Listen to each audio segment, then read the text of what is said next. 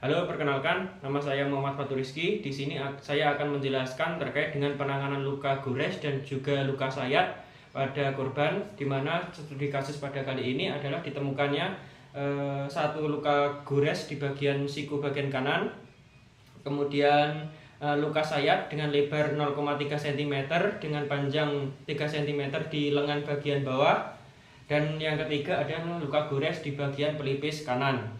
Nah, di sini adapun alat yang kita gunakan yaitu larutan natrium klorida atau NaCl, kemudian hipavik atau plester, dan yang selanjutnya adalah betadine atau povidone iodine, ada salep antiseptik, kemudian ada kasa steril. Nah, kasanya bentuknya seperti ini, terdapat dua kasa. Yang pertama kasa gulung dan yang kedua adalah kasa lipat. Di sini saya menggunakan kasa yang sudah dilipat. Nah, untuk penanganan yang pertama kita prioritaskan dulu bagian luka yang mengalami pendarahan yang cukup hebat. Nah, di antara ketiga luka ini di mana kita analisis dulu apakah di pelipis, ataukah di siku, ataukah di bagian lengan yang memiliki pendarahan hebat. Nah, kita utamakan dulu tempat luka yang memiliki pendarahan yang hebat. Nah, kita asumsikan bahwa ketiga luka ini memiliki pendarahan yang sama, jadi kita bebas untuk menangani bagian mana dulu yang akan kita lakukan penanganan. Nah, untuk langkah yang pertama yaitu hentikan pendarahan terlebih dahulu. Nah, kita masuk pertama dalam penanganan luka sayat bagian lengan bagian bawah, ya. Nah, yang pertama adalah hentikan pendarahan. Cara menghentikan pendarahannya adalah menggunakan kasa, kemudian ditekan di bagian luka, ditekan, kemudian jika pendarahannya belum juga berhenti, maka tekan kembali menggunakan kasa, ditimpa ya, ditimpa kasa untuk yang di atasnya kasa pertama tadi. Jadi jangan kemudian pendarahan kemudian ditimpa kasa, lalu kasanya itu penuh darah, artinya lukanya itu belum mampet pendarahannya, dan kemudian dilepas dan diganti kasa ulang, itu tidak, tapi harus ditimpa terlebih dahulu. Jadi harus ditimpa sampai pendarahannya itu berkurang drastis atau hilang. Oke, jika pendarahannya sudah hilang, kemudian guyur dengan larutan NaCl, natrium klorida. Nah, ini diguyur dari atas ke bawah. Nah, jika tidak ada natrium klorida, teman-teman bisa menggunakan air yang bersih yang mengalir. Nah, tapi kalau ada natrium klorida, lebih baik menggunakan natrium klorida. Guyur dari atas ke bawah secara sedikit saja. Kemudian jika sudah, tuangkan natrium klorida ke dalam kasa, masukkan natrium klorida ke dalam kasa, dituangkan, kemudian bersihkan luka dari dalam ke luar, dibersihkan secara perlahan. Ini tujuannya untuk menghilangkan kotoran, debu, dan juga kerikil yang mungkin masih menempel pada luka. Oke, jika sudah, teman-teman bisa menggunakan povidone iodine atau yang kita sebut sebagai betadine untuk membersihkan bagian sekitar luka. Ini tanpa menggunakan kasa, kalian bisa meneteskan langsung ke sekitar luka menggunakan larutan povidone iodine. Nah, ini diteteskan di sekitar luka, bukan di lukanya ya. Nah, kemudian ini ada salep antiseptik. Nah, ini baru boleh diteteskan atau boleh dioleskan di bagian luka. Dioleskan bagian luka, di tengah-tengah luka. Nah, ini tujuannya agar lukanya itu tidak terkontaminasi oleh virus atau bakteri. Nah, namun jika tidak ada salep antibiotik, kalian bisa menggunakan povidone iodine itu untuk meneteskan langsung ke area lukanya. Tetapi alangkah lebih baik jika teman-teman itu sudah persiapan povidone iodine dan juga obat antiseptiknya. Nah, kemudian jika sudah, timpa dengan kasa steril seukuran lebar luka, dilebihkan sedikit, ditimpa begini. Kemudian gunakan plester untuk merekatkan kasa agar kasa tidak lari kemana-mana. Nah, usahakan menggunakan kasa yang lebar ya, jangan menggunakan kasa yang panjang tetapi tidak lebar. Nah, biasanya kan kita gunakan kasa untuk bagian ujung-ujungnya sisi saja. Tapi kalau bisa, kalau teman-teman punya kasa yang lebar, gunakan kasa yang lebar untuk menutup luka secara keseluruhan.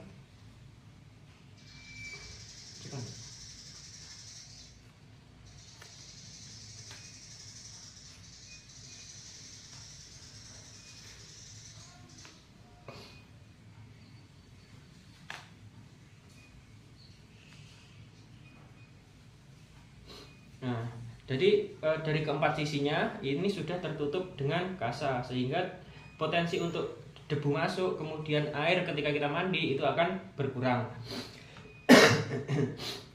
Kemudian kita sudah selesai pada luka yang pertama, yaitu luka sayat di bagian lengan bawah. Kemudian kita masuk ke dalam luka yang kedua, yaitu luka gores di bagian siku kanan. Nah, prinsipnya penanganannya sama, yaitu pastikan tangan terlebih dahulu steril. Kemudian hentikan pendarahan jika ada. Caranya dengan menimpa dengan kasa. Nah, jika pendarahannya itu sudah berhenti, kemudian guyur dengan larutan natrium klorida. Diguyur dari atas ke bawah. Kemudian kasa yang steril ini dituangkan air natrium klorida atau NaCl, kemudian digunakan untuk membersihkan luka. Nah, ini tujuannya untuk menghilangkan bakteri, menghilangkan kerikil-kerikil atau debu-debu yang masih menempel di luka. Oke, selanjutnya gunakan povidone iodin untuk meneteskan di sekitar luka. Jadi jangan sampai mengenai luka. Oke, jika sudah, oleskan salep antiseptik di sekitar luka secara merata. Nah, kalau salep antiseptiknya ini bisa dioleskan di lukanya langsung. Nah, dioleskan seperti ini menggunakan kasa steril. Oke. Jika yang samping lukanya itu sudah dioleskan dengan povidone iodin dan tengahnya dioleskan dengan salep antiseptik, maka tutup timpa dengan kasa steril. Sama, kasa sterilnya dilipat seukuran luka. Begini. Kemudian tutup dengan plester hipavik untuk menutup luka. Untuk merekatkan antara kasa dan luka maksudnya.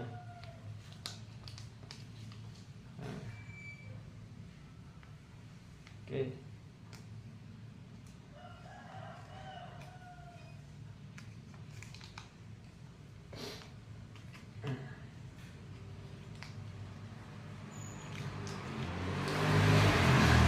Oke. Nah, begini ya hasilnya. Bisa dilihat. Nah, kemudian kita masuk ke dalam penanganan luka yang ketiga, yaitu luka gores di bagian pelipis kanan. Yang pertama adalah hentikan pendarahan jika ada menggunakan kasa steril. Nah, jika masih ada pendarahan, maka timpa lagi dengan kasa di atasnya. Begini. Oke ya, karena di bagian kepala terutama pelipis ini dekat dengan pembuluh darah, jadi kemungkinan untuk terjadi pendarahannya itu lebih tinggi. Jika pendarahannya dirasa sudah berhenti, kemudian ganti dengan kasa steril dan tuangkan natrium klorida ke kasa steril untuk membersihkan luka. Tadi kan kalau luka di bagian lengan dan juga tangan itu diguyurkan dari atas ke bawah natrium kloridanya.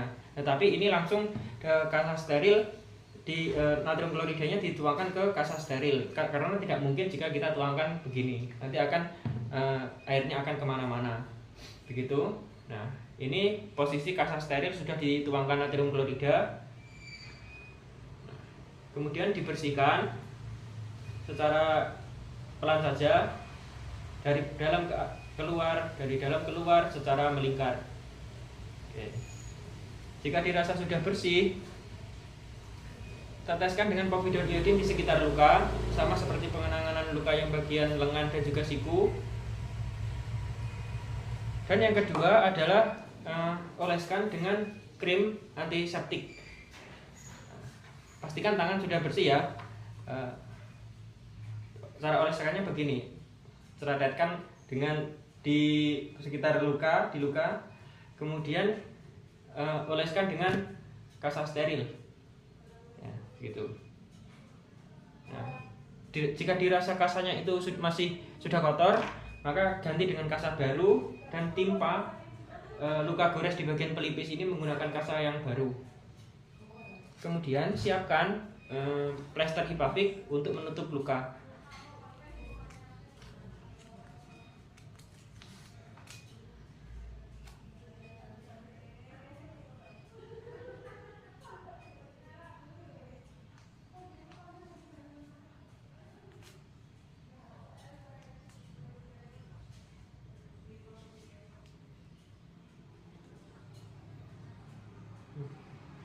Begitu. Nah, jadi untuk kasus-kasus tertentu di mana lukanya itu lebar dan juga membutuhkan plester yang cukup kuat dan juga kencang, artinya jika digoyangkan sedikit itu akan lepas, maka gunakan plester atau kasa pembalut. Namun jika lukanya itu ringan dan tidak menimbulkan pendarahan yang serius ketika luka itu ditutup, maka cukup gunakan plester sesuai dengan lebar kasanya, begitu.